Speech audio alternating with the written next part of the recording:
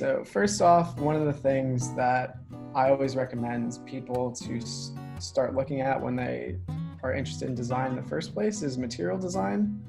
This is basically a design system or like language for expressing the goals and intent of your designs to your users and how to actually make that impactful and efficient.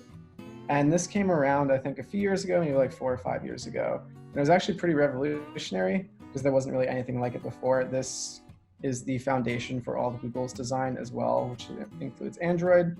So a lot of these principles are pretty like ubiquitous and prevalent across many designs now. You'll probably see a lot of apps that drew upon this. I think in recent years, things have moved a bit beyond this, visually speaking, but a lot of their principles are still really relevant. So this is something that I view as like sort of like a mini foundation. Something else is just looking at UX blogs is something I do occasionally. Some of them are a bit opinion-based, but typically user experience comes in many facets and forms. And just looking at case studies and ways that people actually interpret it themselves and ingrain it within their products is really important too. I think for myself, a lot of my learning has been just by doing it. Similarly speaking, UX Collective is a collection of UX articles. It's posted on Medium, and I've been reading this for a few years now. So things like that, I think usually have articles about when like the needle is being pushed in the design world and when people are basically changing certain like patterns or paradigms. I think a recent shift recently, just because of COVID, is having more empathetic design. Especially in copywriting, things are now very much centered on how do we make sure you're feeling okay.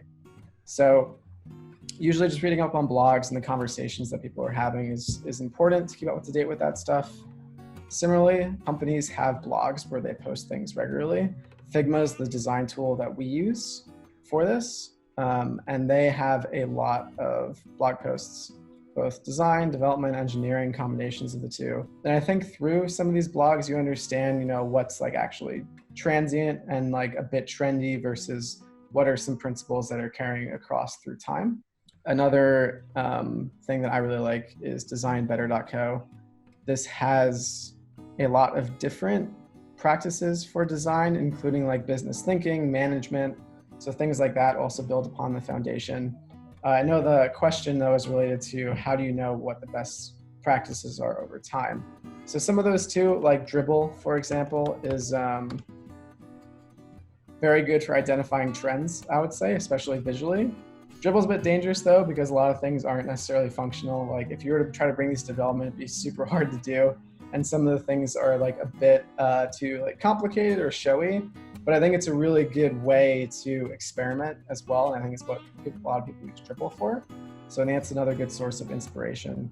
So I would say between like all these links and just knowing what your foundations are and where the boundaries are being pushed is a good way to kind of establish a medium between the two.